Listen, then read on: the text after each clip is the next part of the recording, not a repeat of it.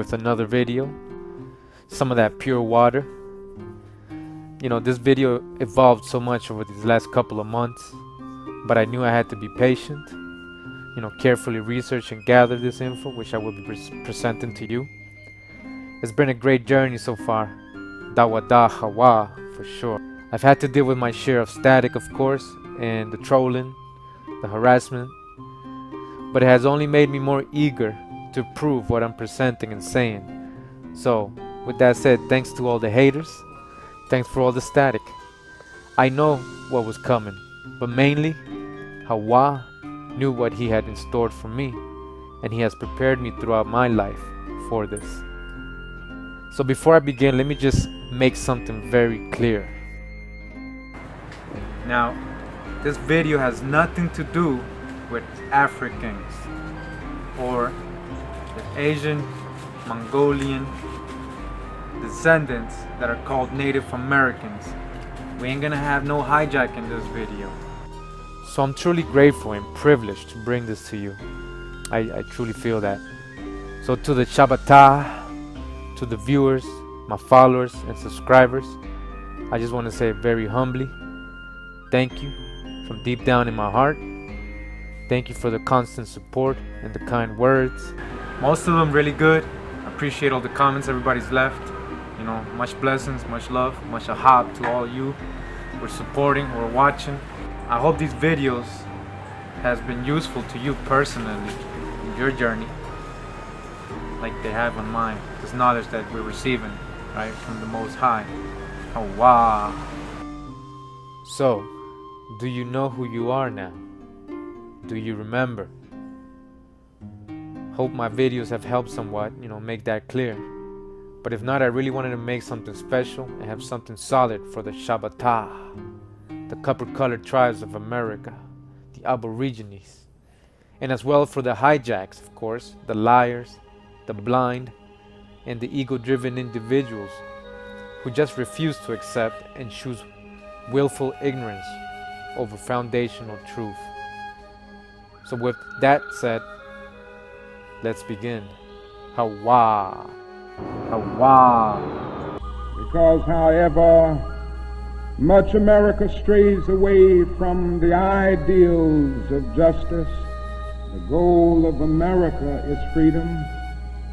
Abused and scorned though we may be, our destiny is tied up in the destiny of America. Before the Pilgrim Fathers landed at Plymouth, we were here. Before Jefferson etched across the pages of history the majestic words of the Declaration of Independence, we were here. Before the beautiful words of the Star-Spangled Banner were written, we were here. And for more than 2 centuries, our forebears labored here without wages. They made cotton king. They built the homes of their masters in the midst of the most humiliating and oppressive conditions, yet out of a bottomless vitality. So you just heard Dr. Martin Luther King tell you that before the Pilgrim's father landed here, you were here.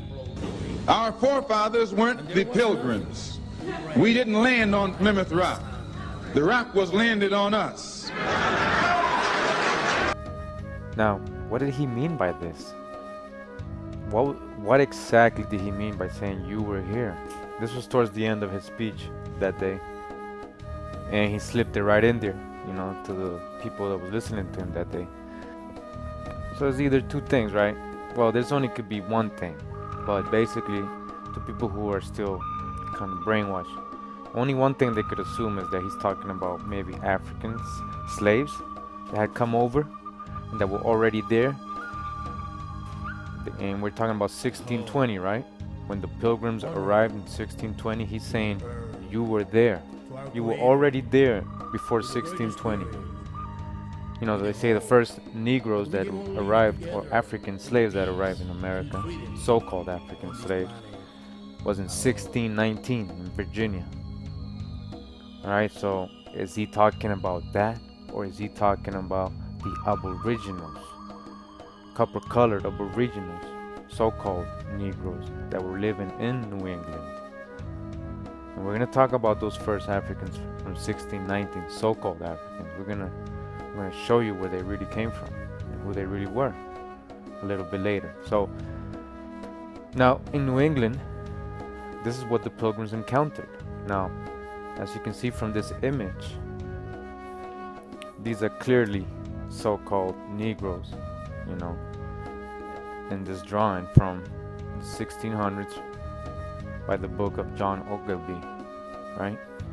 And a lot of people know who this is, and you can Google that, his name, John Ogilvy, and look at the images that he draws of the American Indians, and you'll see they're all copper-colored tribes. Now it says here, New Netherlanders apparel. It says modern New England, Delmarva Peninsula, Cape Cod, New York, New Jersey, Delaware, and Connecticut, with small outposts in Pennsylvania and Rhode Island. From the book by John Ogilvy, 1600 to 1676, issued in 1671. And take a look at their clothes. Look at this, you know, look at their clothes. They don't look half naked, you know. Well, if you're looking at the one in the back, she's just being free. She's probably comfortable like that. I'm sure she wears clothes sometimes on the top, but you can see the male, how he's dressed, right? Looks more like Roman, right, or Spartan or Greek than how they depict savage Native Americans, right? All right. This right here is Chief Rain in the Face. He's a Wampanoag chief. Can't specify the year where I got the image, but he's from the Wampanoag tribe in Massachusetts. And this is Dorcas Honorable. It says the last known Native American woman on Nantucket, who died in 1855. This is from the Nantucket Historical Association. And Nantucket is an island really close to Plymouth. Let me show you right here. As you can see, where Plymouth is and Nantucket right below, right? And these are natives from the Narragansett and Wampanoag families. They got together to take this picture here, and they're part of the Algonquin-speaking tribes, and they're all over New England, you know, Massachusetts, Rhode Island, Long Island, New York, you know, Connecticut.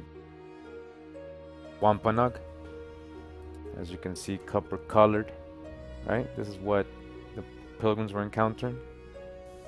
And this is Serbia G. Mitchell, a Wampanoag Native American. As you can see, who does she resemble?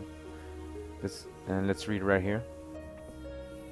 It says, Figure 17, interior view of the Mitchell home at Becky's Neck, circa 1893. Seated on the left is Serbia. On the far right is Melinda Tiwilima, that's another known native from that area, and immediately behind her is Charlotte Wotone Sanuske. In the lower right hand corner there's a partial image of a seated man. This could be their brother Alonso. On the table behind Charlotte is a group of ryegrass baskets that they were working on. And the photographer L.B. Shaw, landscape photographer Elmwood, Massachusetts. Alright. And this is another picture of them, the same three, in their home outside. So as you can see, copper colored, right?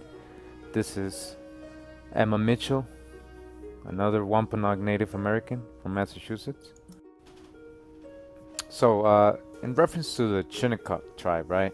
Just wanted to show you something. I know you guys know a lot about you know, rap, and you know who Old Dirty Bastard is, right?